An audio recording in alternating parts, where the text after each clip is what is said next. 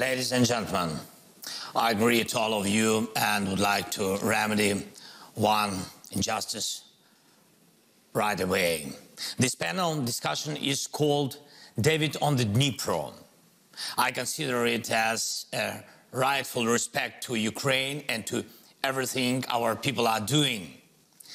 But this year, determination was shown on different banks, and not only of the Dnipro, Spree, and Seine, Thames, and Potomac, Vistula, and Tiber. David is now all of us.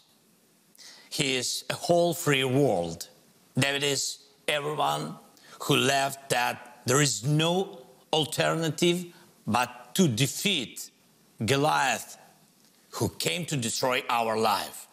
Being David is fighting, and we are fighting. Being David is having a sling to win. We do not have yet the David's sling from Israel, but I believe it is just temporarily. Now I would like to thank for the powerful support and mighty weapons. I thank Olaf and Emmanuel who are present here on this panel, and I thank all our partners present here in Munich, the United States, Britain, all the countries of the EU, and all from the whole world. I'm grateful to everyone who gives the sling to Ukrainian David, thanks to which Russian Goliath has already started to lose his ground. Thank you very much. Thank you.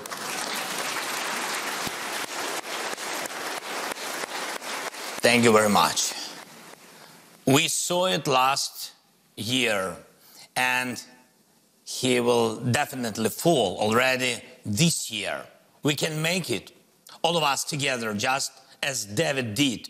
We can make sure that there is no alternative to our victory, but then there should be no alternative to our determination, to the determination of all of us on Dnipro, and on Spree, on Seine, on Thames, on Potomac, and Vistula, on Tiber, Danube, and Jordan, and everywhere, in every part of the world where freedom is valued more than the mercy of a tyrant. Last year, when I was here in Munich at the conference, I was looking for such common determination. Ukraine was clearly telling the world, we will fight for ourselves if Russia starts a full-scale war. I wanted to hear from the world, Ukraine, we will be with you. Unfortunately, I heard it only after Russian missiles struck our land, already after the Russian tanks started moving, already after Putin destroyed all alternatives, leaving just one.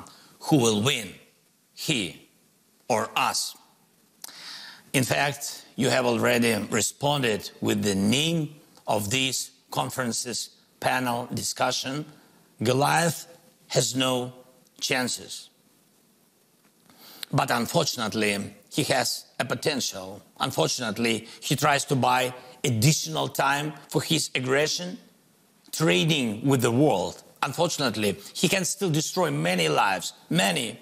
That is why we need to hurry up. We need the speed of our agreements, speed of our delivery to strengthen our sling, speed of decisions to limit Russian potential. There is no alternative to speed, because it is the speed that the life depends on. Delay has always been and still is a mistake. While we negotiate how to strengthen our defense with modern tanks, the Kremlin is thinking about ways to strangle Moldova. While we are trying to convince that Ukraine needs modern combat aircraft, the Kremlin has already convinced the Iranian regime. The result is not only lethal Iranian drones in Ukrainian skies, but also something with which the Kremlin paid for it. Are you sure it's just money? or maybe the world will face the enriched Iranian regime. And to what extent? 90%, 92 or 100%.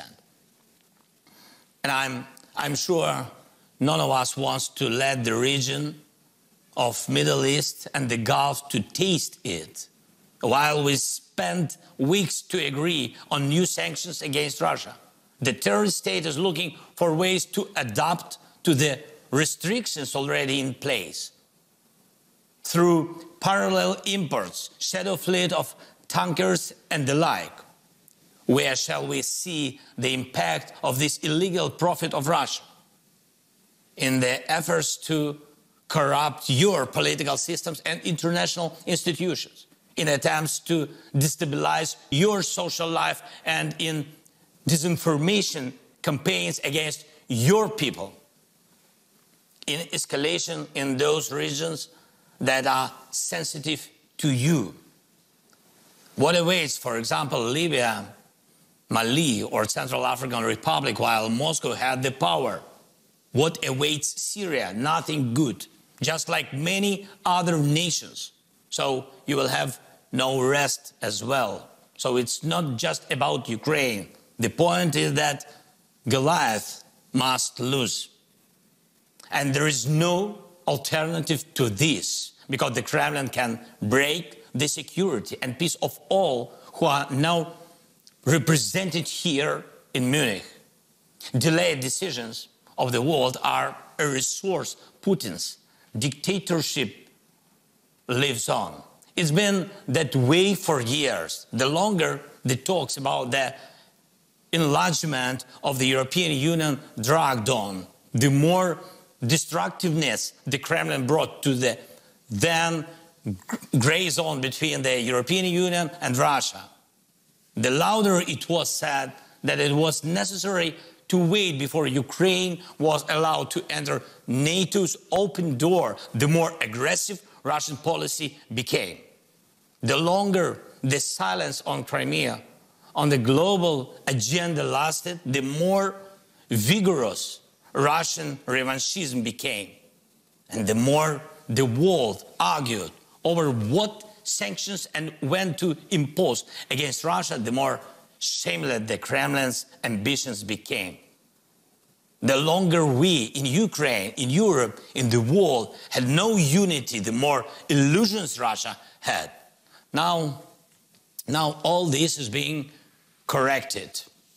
Just like last year, I now propose to act immediately. But unlike last year, now I have the most convincing argument, our achievements. Can we deter Russian strikes? Yes.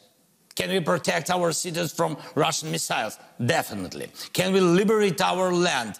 There are 1,891 proofs of this. That is exactly how many cities, towns, villages we managed to liberate from the Russian occupation. Can we restore security in the Black Sea region and food security in the world? The Black Sea Grain Initiative and the humanitarian initiative Grain from Ukraine are convincing. Is it time for Ukraine to be a full-fledged part of the European Union? Most Europeans support membership for Ukraine. We have already gained the status of a candidate country. We are already preparing to start membership negotiations. We are already united with the European economy, logistics, and energy. There is no alternative to Ukrainian victory. There is no alternative to Ukraine in the EU. There is no alternative to Ukraine in NATO.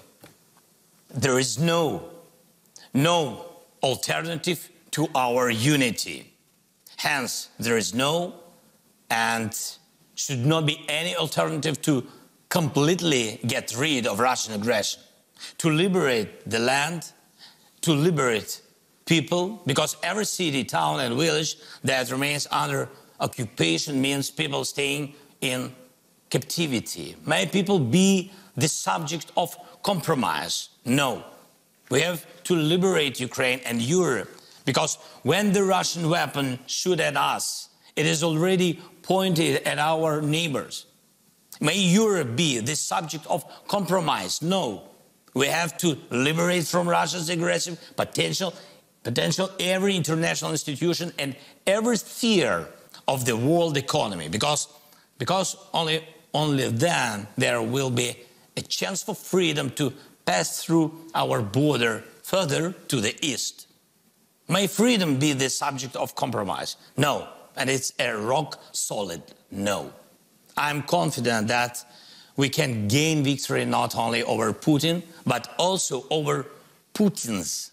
Not only over Putins in Russia, but all around the world. Wouldn't this be a proof of the power of the idea of freedom? It will definitely be. Ladies and gentlemen, determination is never abstract. David defeated Goliath not by the power of conversation, but by the power of these actions, by the courage and sling. Courage is what we have. There is enough of it, not only in Ukraine, but in our entire coalition of victory. The sling should get stronger right now, so that the next year we would gather here in Munich for the first security post-war conference under the condition of free Ukraine, free Europe, free world. Olaf, Emmanuel, all our friends and I,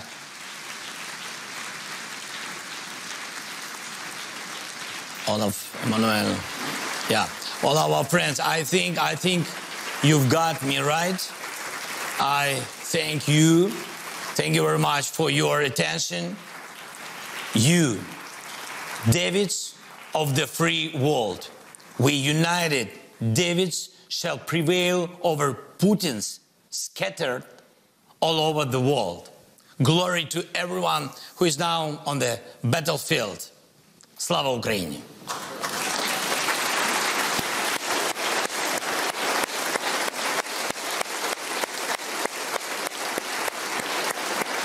Thank you very much.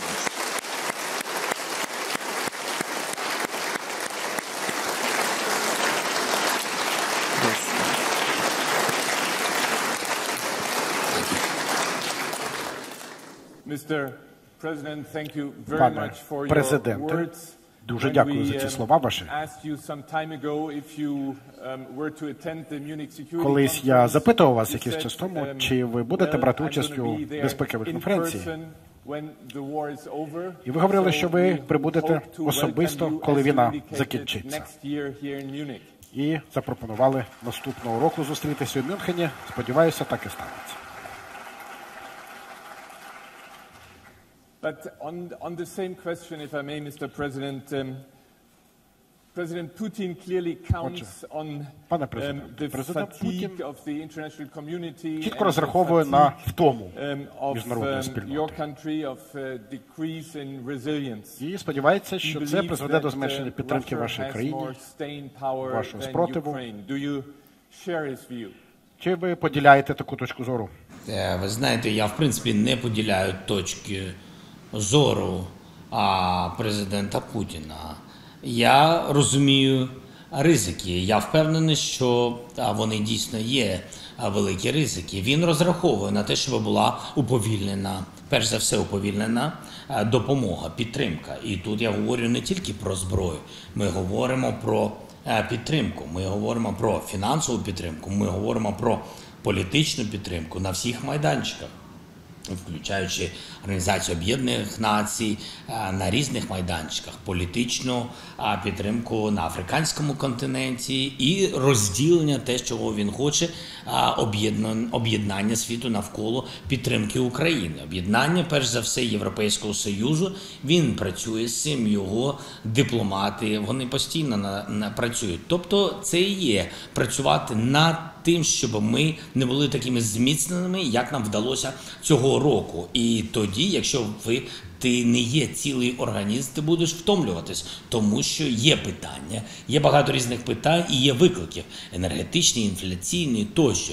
Він пробує об'єднати всі ці виклики, те, що є у світі, з'єднати з санкційною політикою держав. Але ми розуміємо, що все це відбувається саме через те, що він розпочав війну. Про це не треба забувати. Не треба втомлюватись, не треба втомлюватись, повторювати своєму суспільству і одне одному. І це абсолютно правдиво, втомлюватись про те, хто почав війну, чому він почав цю війну. Абсолютно зрозуміло, що він не буде зупинятись Україною, він з'їсть, якщо ми зламаємось, він буде їсти далі всі інші держави, і інші держави, які були колись скажімо так, в Радянському Союзі. І тому абсолютно зрозумілі його кроки. Він зрозумів, що та швидкість, про яку я зараз говорив, і та швидкість, з якою ми з вами почали працювати, що вона впливає на нашу перемогу, а значить на його програш. Його програш на полі бою – це його програш всередині його держави. Ось чого він боїться – втратити себе в своїй державі. Дуже дякую, пане президент. Ми бачимо, що Росія кілька днів вже намагається розпочати наступ. Хотів би спитати, як ви думаєте, як воно розвиватиметься, і чи переживаєте ви, що Білорусь може приєднатися до путінської атаки на вашу країну? Щодо наступу, дивіться, тут все достатньо зрозуміло і не так складно, там не такі генії працюють у військово-політичному керівництві Російської Федерації. Вони шукають слабкі місця в нашій обороні, дивляться на нашу логістику, чи встигають наші партнери з постачанням відповідної допомоги і підтримки. Тому він не випадково вони б'ють по цивільному сектору, б'ють по інфраструктурі, по логістиці нашій державі, по енергетичній мережі. Тобто все це удари не випадкові, залякування людей, щоб був хаос і щоб знов-таки не було міці від об'єднання всередині держави. Вони постійно над цим працюють. Тому вони шукають будь-які слабкі місця. Вони дивляться на південь нашої держави, вони працюють без пауз всі ці місяці, майже рік. Вони працюють на сході нашої держави, там найбільш гаряче і постійно, і там їх найбільше угруповання. Навіть тоді, коли ми деокупували Херсон, ви знаєте, що десь 40 тисяч їх військових бігли, просто бігли. Там бігли на схід, і вони розуміли, що вони втрачають Херсон, але їм важливо тримати найбільше угруповання на сході, тому що саме там вони шукають слабкі місця. Як вони там воюють, ну я вам скажу, також все зрозуміло. Йдуться артилерії, щоденно б'ють по цивільним домам, абсолютно не випадково, все руйнують для того, щоб люди виходили, люди вибігали і потім туди намагаються зайти. Ось, в принципі, що вони роблять на Донбасі. І ми розуміємо, що після цієї війни на Донбасі нічого живого не буде. І я зараз про людей і про інфраструктуру. На жаль, але ми констатуємо, що саме такі дії у нього, так само, як діяв Гітлер у часи Другої світової війни, використовуючи авіацію і бомбардування Європи. Тому ми розуміємо, ще раз повторюсь, сюрпризів тут ніяких немає, ми розуміємо, що вони роблять. І якщо будемо встигати з партнерами бути більш потужними, ну, я думаю, деокупуємо раніше. Якщо уповільнені будуть процеси, є ризики просто руйнації всього Донбасу, але все одно потім ми все доокупуємо. Але я думаю про людей. Хотілося б раніше мати таку підтримку, щоб зберегти максимум людей. І це найважливіше, найбільша наша цінність. Що стосується другої частини вашого запитання про Білорусь, ми вважаємо, що на сьогодні ймовірності і високого ризику такого немає. Вони можуть піти з Білорусі, але Це складно. По-перше, складно затягнути білоруських воїнів до себе, в їх склад, об'єднати їх, тому що білоруси, в принципі, ми розуміємо, не хочуть воювати проти України, не хоче переважна більшість суспільства. Ми маємо цифри аналітичні 80%, тому дуже складно отримати підтримку в Білорусі цього процесу, і тому їм буде складно їх затягнути. Але вони будуть це робити безумовно. Що я можу сказати? Це буде велика помилка Білорусі, велика історична помилка, тому що одна справа, коли з їх територій, з деяких аеропортів летить авіація або летіли ракети, території, які вони не контролювали, вони були під контролем Росії. Це одна справа. А інша справа, якщо ти свідомо йдеш в наступ і доєднуєшся до російських терористів, ти в цей момент стаєш терористом. І таким самим історично робиш Білорусь частиною терористичного режиму Путіна і цієї загарбницької війни. І одночасно ти станеш суб'єктом майбутнього програшу, суду, трибуналу, відшкодування за все те, що Росія вже наробила і, на жаль, продовжує робити. Тому це буде велика помилка. Ми вважаємо, що сил у них недостатньо. І всі, хто прийдуть на нашу землю, точно не повернуться. Ось це. І це не залякування, я говорю, як воно є. Ми захищаємо себе. Ми ні на кого не наступаємо. Ми захищаємо себе. Дуже дякую. Дякую дуже, пане президент. І наступне запитання про майбутнє вашої країни. Ви і суспільство українське продемонстрували цю взаємну солідарність. Ви говорили про важливість єдності. Після війни, і якщо можна так зазначити, от з точки зору того, що існує глибинна корупція, кажуть, чи ви думаєте, що вам вдасться геть викорінити корупцію назавжди? Я думаю, наступне. Глибинної корупції в Україні немає. Багато чого вимила ця війна. Багато хто побіг з нашої держави, якщо чесно, якщо казати відверто. Багато хто залишився з окупантами за своєю волею. І такої інформації дуже багато, яка в нас є. Наше суспільство післявоєнне не пробачить будь-які корупційні кроки, і тому я впевнений, що ми це поборемо. Паралельно з цим є реформи, є антикорупційна система. У нас вона одна з найпотужніших в Європі. У нас багато інституцій, завершується вибір останнього посадовця антикорупційного органу, останнього органу, і ця система буде на 100% працювати, і завершення цього конкурсу в березні місяці. Тобто, незважаючи на війну, ми працюємо. А вже ж є ті чи інші моменти. На жаль, люди в світі, знаєте, це було в часи всіх воєн. Хтось воює, а хтось користується війною. Я впевнений, ми все це поборемо, тому що цього вже залишається не так багато. Дуже дякую, пане президенте.